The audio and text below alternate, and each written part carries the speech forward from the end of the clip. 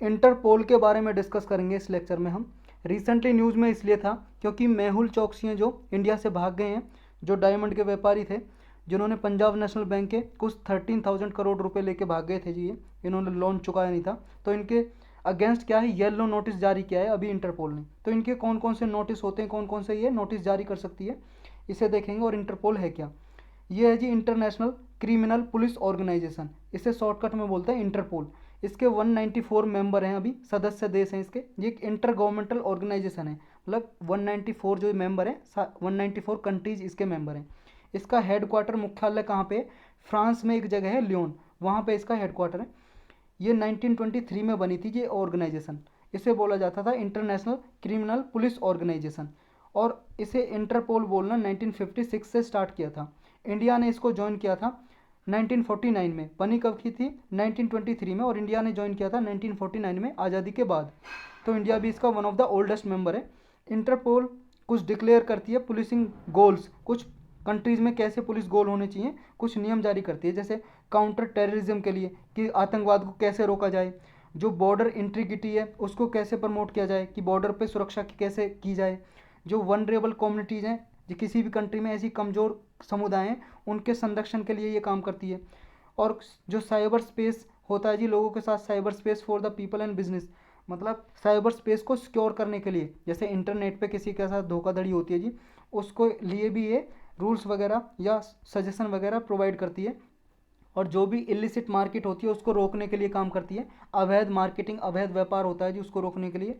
और जो environmental security है उसे भी सपोर्ट करती है कि पर्यावरण को सुरक्षित कैसे किया जाए और ग्लोबल इंटीग्रिटी को कैसे प्रमोट किया जाए, ये इसके सारे ऑब्जेक्टिव है, काम है। कुछ नोटिस जारी करती है जी, जैसे ये नोटिस इंपॉर्टेंट है जी, जैसे रेड नोटिस। अगर किसी पर्सन को ये बुलाना चाहती है तो रेड नोटिस जारी करती है वांटेड पर्सन के लिए। जैसे मान लो कोई पर्सन कि जैसे लिखते थे ना वांटेड पर्सन, कोई छुप गया है कोई पर्सन क्राइम करके, तो वांटेड पर्सन के लिए ये रेड नोटिस जारी करती है। येलो नोटिस जारी करती है जब कोई मिसिंग हो गया हो पर्सन, मतलब कोई पर्सन मिसिंग हो गया, मिल नहीं रहा है, तो उसके लिए जारी करते हैं येलो नोटिस।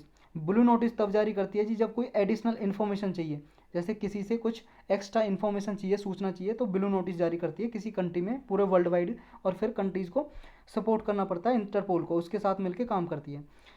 फिर है जी ब्लैक नोटिस जारी करती है जब कोई अनआइडेंटिफाई बॉडीज़ है, मतलब ऐसी कोई संस्था है, ऑर्गेनाइजेशन है जो आइडेंटिफाई नहीं की गई है, उसके अगेंस्ट ब्लैक नोटिस जारी करती है, इशू करती है। जारी का मतलब इशू करना होता है इंग्लिश में। ग्रीन नोटिस जारी करती है जी किसी को वार्निंग या इंटेलिजेंस प्रोवाइड करना हो, किसी को चेतावनी देनी हो, तो ग्रीन नोटिस जारी करती है। इमिनेंट थ्रेट हो, मतलब कोई मान लो जी किसी पर्सन से कोई खतरा है, या किसी एक्टिविटी से, ऑर्गेनाइजेशन एक्टिविटी है, कोई ऑर्गेनाइजेशन है कोई एक्टिविटी करना चाहती है और उससे खतरा है, तो तब ऑरेंज नोटिस जारी करती है पूरे वर्ल्ड वाइड, ताकि जो कंट्रीज हैं वो सचेत हो जाएं, मतलब अवेयर हो जाएं उससे, खतरे से। पर्पल नोटिस जारी करती है जी, ये मोडस ऑपरेंडी है। मोडस ऑपरेंडी का मतलब है जी वे ऑफ डूइंग समथिंग, मतलब जैसे मान लो कोई क्रिमिनल क्राइम करता है तो उसके लिए नॉर्मली किसी ने क्राइम किया है तो पर्पल नोटिस जारी करती है। एक मोस्ट इंपॉर्टेंट नोटिस है जी इसका, Interpol UN security council special notice. ये तब करता है जी जब कोई ग्रुप या इंडिविजुअल के खिलाफ कोई सैंक्शन लगने वाला है। सैंक्शन का मतलब प्रतिबंध। यूएनएससी है जी, UNSC United Nation Security Council, United Nation की ऑर्गन है जी, ऑर्गन यानी कि अंग है। तो ये जब अगर किसी पर्सन पे या किसी ग्रुप पे, समुदाय पे कोई सैंक्शन लगाता है, प्रतिबंध लगाता है, तो उस टाइम पे ये वाला नोटिस जारी करती है Interpol, UN security council special notice. तो ये इसके कुछ डिफरेंट डिफरेंट नोटिस हैं। अब इंटरपोल की जनरल असेंबली क्या है जी, इसे देखते हैं। देखो जी, इंटरपोल की सुपर गवर्निंग बॉडी है, जितने भी काम काज संभालती है। इंटरपोल की एक जनरल असेंबली होती है, और इसमें सारी जो मेंबर कंट्री है सबसे इसके रिप्रेजेंटेटिव होते हैं।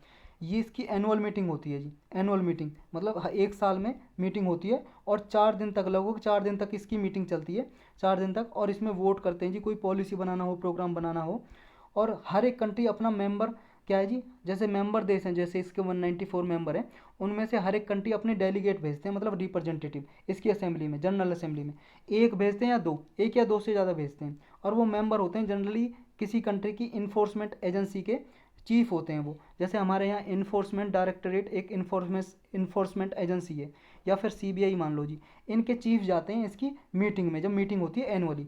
तो हमारे यहाँ पे जो रिप्रेजेंट करता है ना, इंटरपोल के लिए काम करता है। जैसे इंटरपोल के लिए काम किया, जैसे इंटरपोल को जो भी काम करवाना है तो सीबीआई, इसको सीबीआई हमारे यहाँ से डेलीगेट है इंटरपोल का, सीबीआई, ये चीज़ याद रखनी है आपको, central bureau of investigation delegate है जी एज ए इंटरपोल का हमारे इंडिया से। तो ये असेंबली क्या है जी, असेंबली जो जनरल असेंबली होती है, कुछ इंटरपोल की एग्जीक्यूटिव कमेटी होती है जी, उसमें मेंबर इलेक्ट करती है असेंबली। और जो गवर्निंग बॉडी होती है उसके लिए, जो इंटरपोल एग्जीक्यूटिव कमेटी है जी, गवर्निंग बॉडी है, इसके लिए मेंबर इलेक्ट करती है। तो ये डायरेक्शन देती है जी, जो भी सेशन होता है असेंबली का, जो भी पॉलिसी डिसीजन लेने होते हैं। अब कुछ प्रोग्राम है जी, इंटरपोल क्राइम प्रोग्राम है जी, इंटरपोल के क्राइम प्रोग्राम, जैसे काउंटर टेररिज्म। इस प्रोग्राम में क्या करता है इंटरपोल, ये जो भी मेंबर कंट्रीज है, जो भी इसके सदस्य देश है, उन देशों को, मेंबर कंट्रीज़ को सहायता करती है ताकि उनकी कंट्रीज़ में जो टेररिस्ट एक्टिविटीज़ हैं वो ना हो। आतंकवादी जो गतिविधियाँ होती हैं जी, बम फोड़ना, कहीं पे कुछ एक्टिविटी करना, इलीगल एक्टिविटी, तो ये सारे नेटवर्क को आइडेंटिफाई करते हैं कौन कौन आतंकवादी गतिविधियाँ फैला रहा है, तो इनकी इन्वेस्टिगेशन चलती रहती है। नेक्स्ट है जी ऑर्गेनाइज्ड एंड इमर्जिंग क्राइम। जैसे मान लो जी कोई इंटरनेशनल क्रिमिनल नेटवर्क है, उसको टारगेट करना हो तो उसको आइडेंटिफाई करता है जी इस प्रोग्राम के अंतर्गत, और जो भी क्रिमिनल एक्टिविटीज़ होती हैं जो थ्रेट पहुंचा सकती है किसी कंट्री को, उनको रोकती है ये। नेक्स्ट इसका एक प्रोग्राम है साइबर क्राइम। इसमें क्या है जी, जो इंटरनेट पे क्राइम होते हैं, जो अपराध होते हैं, साइबर क्राइम उन्हें बोलते हैं। तो ये साइबर क्राइम के लिए cyber space, safe cyber space create करती है ताकि जो सपोर्टिंग, जो मेंबर कंट्रीज हैं उनको सपोर्ट किया जा सके। और ऐसे जो साइबर अटैक होते हैं, मान लो किसी का डेटा चोरी हो गया, या किसी के आईडी पे कुछ गलत इन्फॉर्मेशन दे दी, या उसकी इन्फॉर्मेशन चुरा ली, ये सब इन एक्टिविटी को, जो इलीगल एक्टिविटी होती है इंटरनेट पे, उनको रोका जा सके, प्रिवेंट किया जा सके, और इन साइबर अटैक के बारे में इन्वेस्टिगेट करके, जांच करके उन लोगों को सज़ा दिलाई जा सके, इसके लिए काम करती है ये साइबर प्रोग्राम में, साइबर क्राइम प्रोग्राम में। तो यही था जी इस लेक्चर में बस।